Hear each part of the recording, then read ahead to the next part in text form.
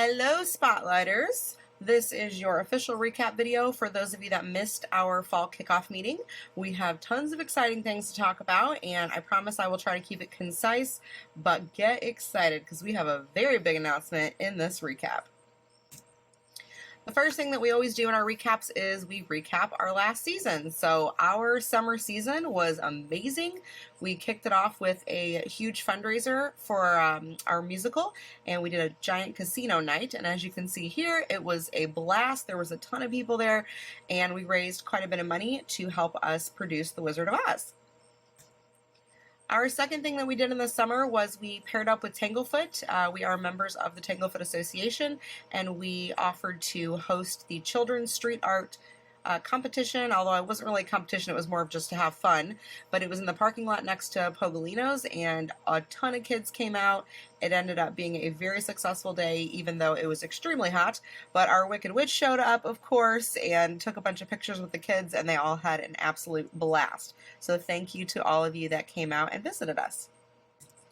And of course, our biggest news from the summer, our musical, The Wizard of Oz, went fantastically. I cannot even describe to you how amazing our cast and crew did for this production. It was so huge, as you can see by this picture. We had, I believe it was over 100 cast and crew total involved in this production, so really an amazing thing. And we had two different casts that were equally fantastic, the Ruby cast and the Emerald cast, and they were just phenomenal. I'm so proud of everybody involved, and thank you all so much that came out. We sold out multiple nights and days, so I mean, it was just astounding to see the support of the community. So let's talk about what that looked like. So our summer season, our casino night, the revenue was over $7 grand. Our profit ended up being a little over $3 grand. Our summer camp went fantastically. We made a little over $1,000 from that. And then, of course, our big musical was where the real money happened.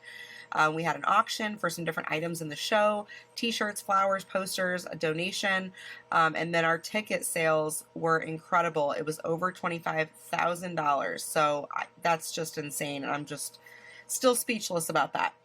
So our profit versus loss for the summer, our revenue was over $40,000, and our expenses were over 22, almost 23 grand. So yes, we did make money, which is fantastic. But a lot of the expenses that we did have to incur over the summer were really one-time expenses. We finally bought tools that we never owned before, so we don't have to borrow things from everybody when we go to build our sets. You know, it was a lot of one-time purchases, so next summer, hopefully, it will not be so expensive. But our current balance is $23,382.58, which is fantastic, as we are about to pay for all of the rights to all of our shows for next year, which is going to be well over $10,000 to get the rights for everything we want to do. Now that's for the entire 2024 season, so we have to get all the rights ahead of time, and then we can announce our season in January. So that is how it works in theater. Thank you all so much for all of your support. This screen just makes me glow with pride, and I'm just so thrilled that everybody is supporting us in the county, so thank you. All right, so what's coming up? Twin City Days, September 9th. This is going to be a blast. We always just kind of dress up and get in a costume for no good reason at all, other than just because we're theater people, and that's what we do. And we are going to be right in front of the old La Jade, and we will have our booth set up. We'll be doing some games and stuff, but mostly it's just to have fun, meet the community if they don't know about us yet, and do some karaoke, maybe, stuff like that. So just look for the crazy people all dressed up in costume. That's the Spotlight booth. Come say hi. And our next show coming up is Steel Magnolias, which is a beloved classic that we all know and love, especially the gals in the area. And it is going to be November. Actually, that is wrong. We added a show, so it'll actually be November 9th through 12th. Now we added a fourth show. And this is our cast list. It's very exciting. If you want to come see me do a terrible country accent, I'm playing Truvy. I'm just kidding. It's gonna be fine. It's gonna be fine. We're gonna get like an accent coach, but we all have Southern accents, and it's just amazing. Bring tissues, because Sam, who is playing Malin, most definitely will make you cry. Just fair warning. So make sure to get your tickets because they are on sale now, as the newsletter indicates. The link is in the email, so make sure to grab your tickets. This show is way more intimate than any of our shows that we've done before. So we only have 125 seats available for each performance. So we are not going to have, 1,800 tickets available like we did for Wizard of Oz. We are only going to have 500 tickets available. So make sure to grab them because you guys know that we sell out quick. After that, we have our holiday showcase on December 8th at First United Methodist and then December 9th at the Festus VFW. This is a night of holiday-themed performances. This is going to be dancing, acting, singing, any kind of holiday-related thing.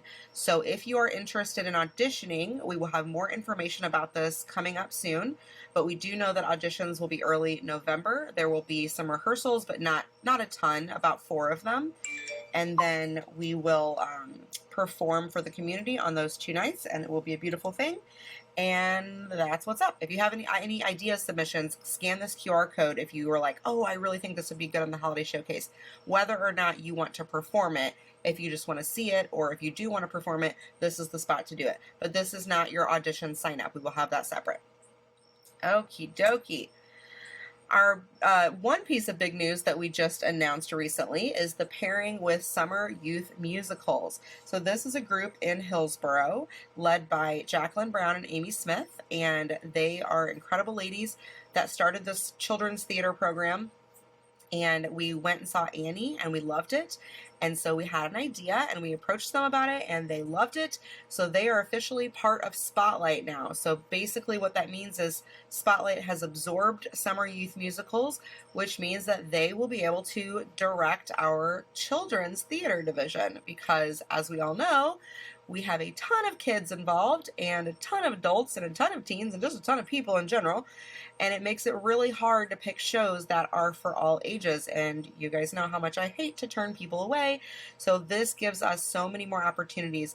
They will be doing a youth musical, and then I will be directing a musical that's for older teens and adults. So it just opens up a world of possibilities because there are a ton of shows that are on my bucket list to direct that just don't have kids in them. So this is a wonderful pairing, and we are so excited to work with them. So make sure to sign your kids up if they want to be involved. The link is in the email, and we will definitely have more information about all of this as we grow. All right, so for the big announcement, I start with a fact. Did you know that many community theaters and other nonprofits have what's called a for-profit subsidiary to help further the mission of the nonprofit financially by engaging in unrelated business?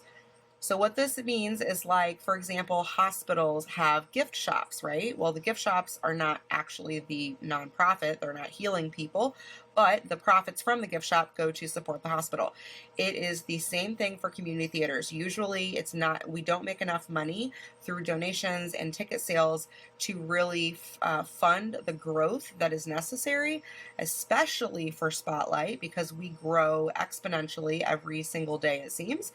So it takes a lot of money to do theater and to build the programs that we really want to build.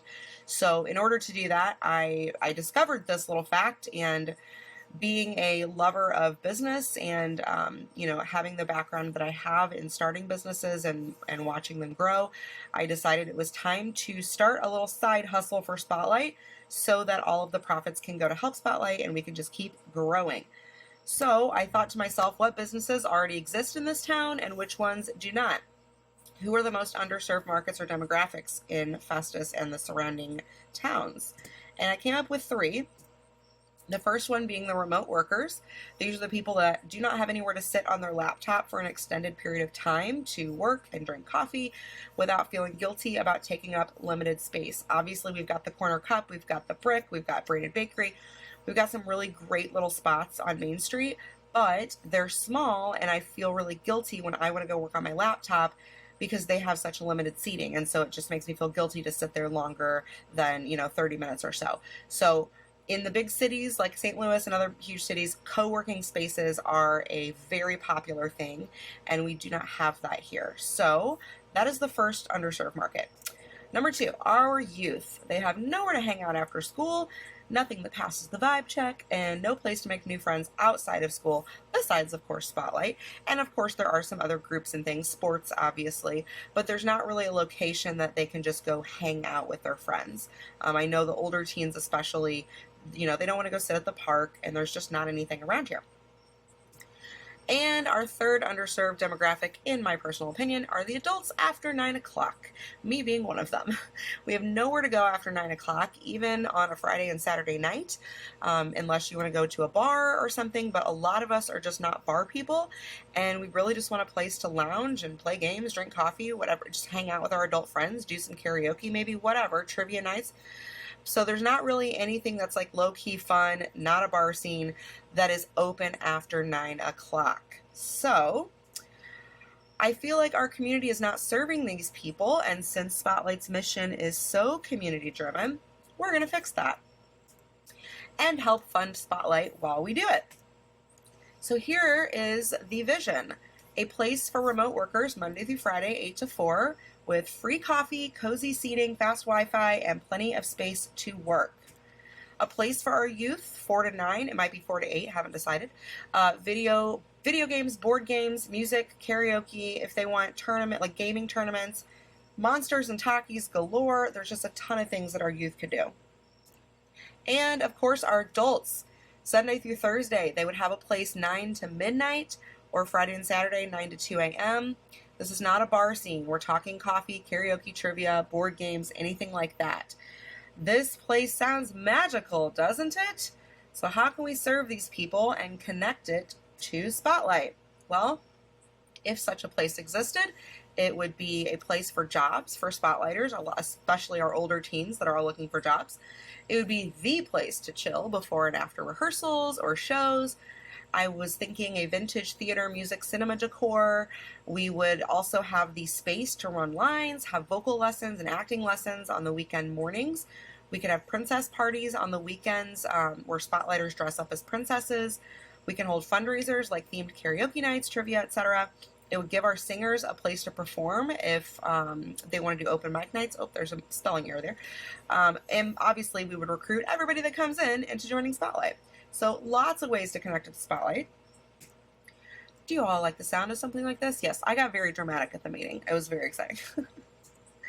And what would we call it? We would need a cool name that would be all-encompassing and just scream entertainment and fun. If only we had a cool name and a cool space, preferably on Main Street, to make this a reality. So much drama. Oh, wait. We do! I present to you the Green Room.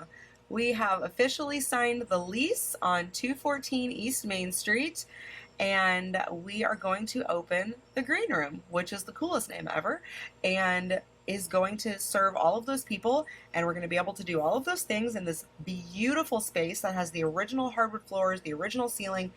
It is going to be gorgeous. I am so excited about this, and I really hope our community gets behind us and wants to see this thrive, because as long as this thrives, Spotlight will thrive. So it's a domino effect, and I think it's going to be amazing, and I hope you guys are excited to be a part of it, to come and hang out there. And if you have any ideas of things we could do, or things you think would be, something the community wants and we could fit it into this business plan, let us know. Email me, respond to this email. Let me know what your ideas are. We are going to probably have some sort of public, discussion about this or something for ideas as well. So here we go, the Green Room. We pick up the keys tomorrow morning on Labor Day, and we're going to get in there and start planning everything out. So if you want to get involved with Spotlight in any way, shape, or form, make sure to scan this QR code, like and follow us on Facebook and Instagram, share our TikTok page, which is popping as always. But we can't communicate with you guys if we don't have your information about what you want to do and how you want to be involved. So make sure to do that. And if you want to support Spotlight financially, of course, become a member. There's 3 different options: $15 a month, $25 a month, or $300 annually. They all get different benefits, including VIP reserved seating to our shows, early bird access to tickets, all of that kind of stuff. So make sure that you check this out if you're in a spot that you can support us financially, because we are growing by leaps and bounds, and we definitely need to continue the community support to keep serving everybody. So that is all. Happy